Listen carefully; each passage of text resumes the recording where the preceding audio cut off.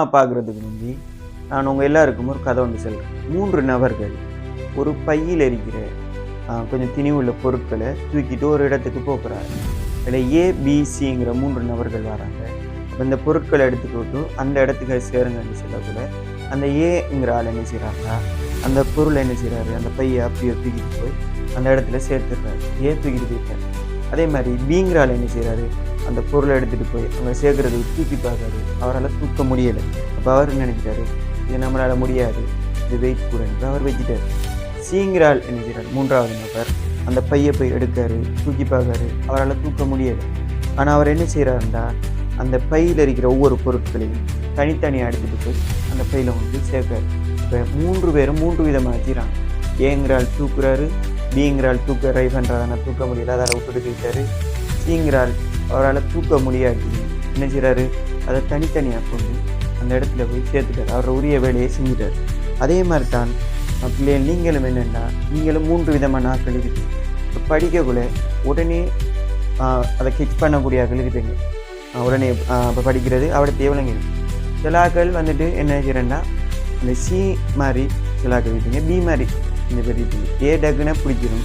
அதே மாதிரி இந்த பி மாதிரி இருக்கிறார்கள் என்ன பார்த்த உடனே இது கொஞ்சம் கஷ்டமாக இருக்குது, கணிதமாக செய்யலாம் அப்படின்னு நினைப்பீங்க. ஆனால் அப்படி இல்லை. இந்த சி பாருங்க என்ன செய்கிறாரு, அவரால் மொத்தமாக ஒரே அடியில் பிடிக்கலாட்டியும் துண்டு துண்டை என்ன செய்கிறார், கொண்டு போய் சேர்க்கார். இப்போ அவர் அந்த துண்டு துண்டை எடுத்துகிட்டு போகணுன்னு அந்த யோசனை அவருக்கு வருது. அதே மாதிரி தான் இந்த கணித பாடமும் அதில் இந்த வரைவுகள் கேள்வி கஷ்டம் அப்படி இப்படின்னு நம்ம நினைக்க தேவை. அதை நம்ம துண்டு துண்டுகளாக ஆக்கி படித்தோம்னா இலகுவாக இருக்கும். இப்போ இதை பார்த்தீங்கன்னா துண்டு துண்டுகளை ஆக்குற பொறுப்பு இப்போ என்னதான் நாங்கள் படித்து தந்தாலும், நான் இப்போ என்ன தான் படித்து தந்தாலும் நீங்கள் முயற்சி செய்யணும். உங்களுக்கு வந்துட்டு நம்ம படிக்கணும், நமக்கு இது விளங்கணும்னு நீங்கள் தான் முயற்சி செய்யணும். இப்போ சீங்கிரால் மாதிரி நீங்கள் இருக்கணும். உங்களுக்கு உடனே கெச் பண்ண இயலாட்டி எவ்வளவு துண்டுகளாக ஆக்கணுமோ அதை நாங்கள் செய்வோம். இது உங்களுக்கு எவ்வளவு கற்கண்டு போல் ஆக்குறண்டாலும் துண்டு துண்டுகளாக ஆக்கி இந்த வரைவுகளை ஒவ்வொரு துண்டு துண்டாக இந்த கணிதத்தில் இருக்கிற எல்லாத்தையும் துண்டு துண்டுகளாக தரலாம். ஆனால் தூக்குறதுக்கு நீங்கள் தயாராக இருக்கணும். உங்களுக்கு முயற்சி தேவை. நீங்கள் உங்களால் முடியும் என்று நினைக்கிற வரைக்கும் நீங்கள் என்ன செய்ய, அப்படி நினைச்சா தான் செய்யலாம். நம்மளால் முடியாதுன்னு நம்ம நினைச்சது பிறகு நம்ம அதை எடுத்து படித்து கஷ்டம் இல்லைன்னு நினைப்போம். அப்போ ஃபஸ்ட்டு நம்மளுக்கு முடியும்னு நம்ம நினைக்கணும். நினைச்சா தான் நம்ம அதை செய்யலாம், வெல்லலாம். If you like this video, like it. Subscribe to Mathswati for more. Comment and share with your friends. ஆகவே வாங்க பிள்ளைகளே, அப்போ நம்மளால் முடியும்னு நினச்சிட்டு நம்ம இந்த பயிற்சிகளை செய்யும் போதோ படிக்கும்போதோ நம்மளால் முடியும், நம்ம செய்யலாம் அப்படின்னு நினச்சிட்டு தான் நம்ம படிக்கணும். பார்த்த உடனே இப்படி தூக்கியலாம் அந்த பிங்கிற ஆள் மாதிரி இருந்துடாமல் பார்ப்போம். இதை பார்த்தோம்னா வரைவை பயன்படுத்தி தீர்க்கு இவை ஒரு நேர்கோட்டுற சமன்பாடு தான் கேட்குறாங்க. y சமன் mx சிங்கிறது நம்மளோட பொதுவான வடிவம். பார்ப்போம். முதலாவது சமன்பாடு y மறை x சமன் 4 என்றிருக்கு. ஆகவே இதை y சமன் y மட்டும் தனியாக இருக்கணும், எழுவாய் மாற்றணும், மற்றதெல்லாம் சமனுக்கு அங்கே இருக்கணும். ஆகவே y இதில் பாருங்க கூட்டுப்படுது, சமனுக்கு அங்கே போனால் கழிப்படும். ஆகவே y சமன் x சக 4.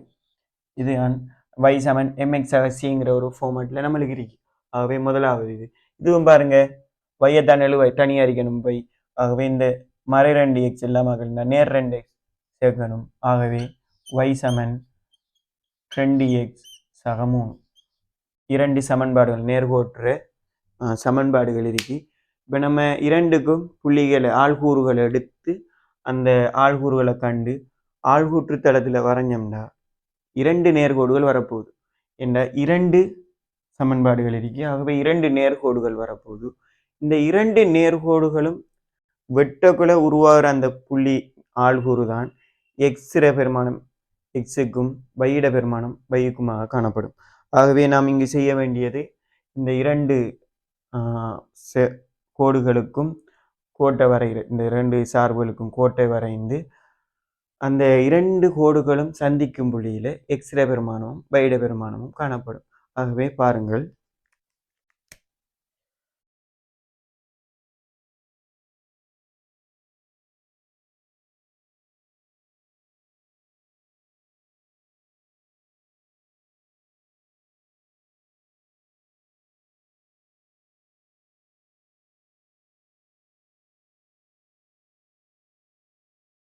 ஆகவே எக்ஸ் வந்துட்டு மறை 3லிருந்து நேர் 3 வரை எடுக்கும்போது வைட பெருமானங்களை காணப்படும்.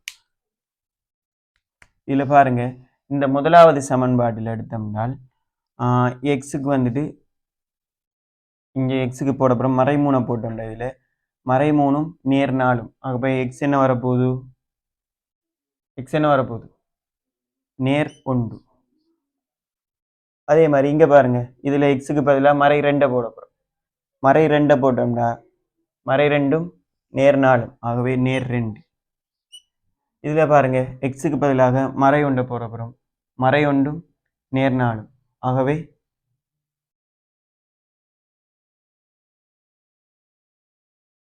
நேர் 3 வரப்போகுது மறை 1 போட்டோம்னா. அதுக்கு பிறகு எக்ஸுக்கு பதிலாக 0 போட போகிறோம். 0ோட 4 கூட்டினா 4 தான் வரப்போகுது. எக்ஸுக்கு பதிலாக 1 போட போகிறோம். 1ம் 4ம் 5. எக்ஸுக்கு பதிலாக 2 போட போகிறோம். 2ம் 4ம் 6. எக்ஸுக்கு பதிலாக 3 போட போகிறோம். 3ம் 6ம் 3ம் 4ம் 7. ஆகவே முதலாவது வரைவு நேர்கோடு வரைகிறதுக்கான ஆள்கூறுகளை எடுத்துட்டோம். இது இரண்டாவது பாப்பம். இது வையகளை குறிக்குது.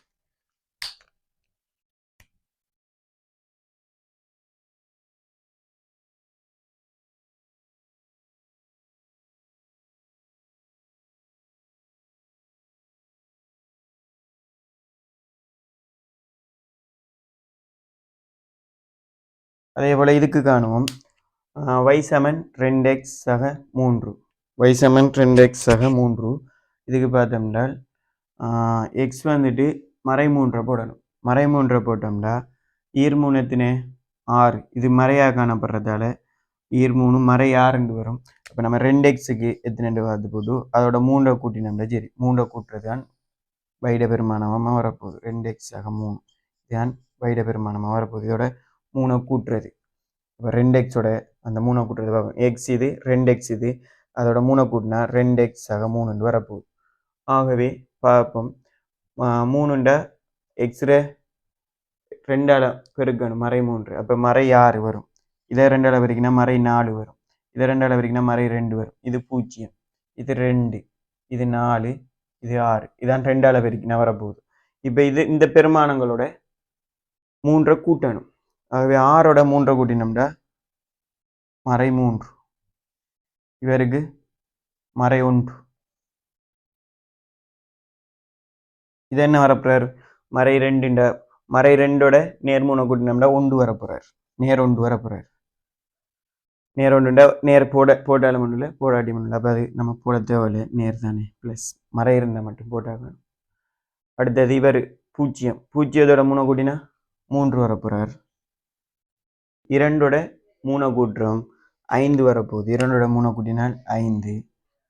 4 4ஓட 3 கூட்டினால் 7. 6 6ஓட 3 கூட்டினால் 9. ஆகவே இரு நேர்கோட்டினதும் ஆள்கூறுகளை எடுத்துவிட்டோம். இப்போ இந்த ஒவ்வொரு கோட்டினதும் ஆள்கூறுகளை குறித்து கோடுகளை வரைவோம். முதலாவது இந்த நேர்கோட்டை பார்ப்போம். இவரையே வரைவோம். மறை 3 நேர் 1. மறை 3 நேர் 1 புள்ளி விடத்தை வரப்போகுது.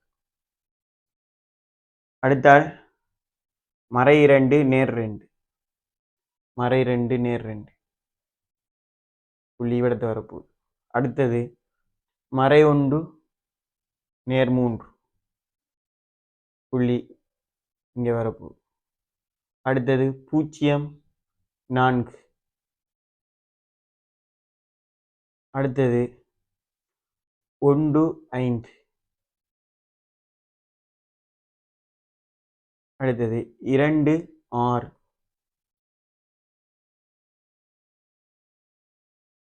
மூன்று 7. இவ்வாறு புள்ளிகள் அமையப்போகுது. முதலாவது கோட்டை நம்ம வரைவோம்.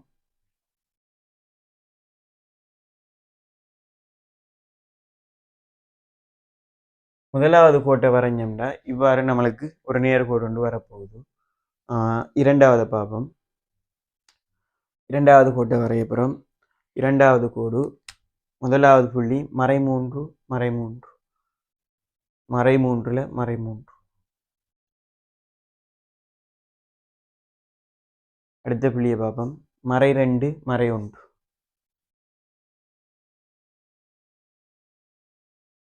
அடுத்த புள்ளி மறையொன்று நேரொன்று. அடுத்த புள்ளியை பார்ப்போம். 0 3 0 இதில் 0 YHல 3. அடுத்த புள்ளியை பார்ப்போம். 1 5 1 5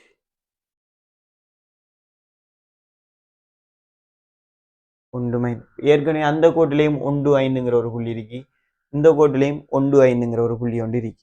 பாருங்க 1 5ங்கிற புள்ளி இந்த இதுலையும் ஒரு ஆள்கூறு 1,5, இதுலையும் ஒரு ஆள்கூறு 1,5. அடுத்த புள்ளியை பார்ப்போம். 2 7. அடுத்தது 3 9. இந்த நேர்கோட்டை வரையப்புறம்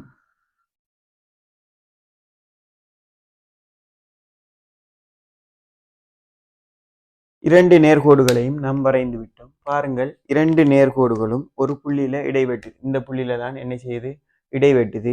இதுல எக்ஸ்ர பெருமானத்தை பார்த்தோம்னா எக்ஸ் சமன் இந்த புள்ளியில ஆள்கூறு வந்துட்டு வரப்போகுது 1 5 வரப்போகுது. இதான் இந்த புள்ளியில ஆள்கூறு. ஆகவே இதுல எக்ஸ்ரே பாருங்க, எக்ஸ் வந்துட்டு முன்னுக்குறீர்கள். அப்ப எக்ஸ் சமன் 1, y சமன் 5. ஆகவே இந்த ஒருங்கமை சமன்பாடுகளை தீர்த்தம்னா எக்ஸுக்கான விடை வந்துட்டு 1, ஒய்க்கான விடை வந்துட்டு 5. இதை நம்ம வரைவின் மூலம் தீர்த்திருக்கோம். இந்த இவ்வாறு இரண்டு நேர்கோடுகளும் இடைவெற்ற ஆள்கூறுகள் தான். அந்த ஆள்கூறுல வர எக்ஸ்ரே பெருமானம் எக்ஸுக்குரிய விடையாகவும், ஒய்ட பெருமானம் வைக்குரிய விடையாகவும் வரும்.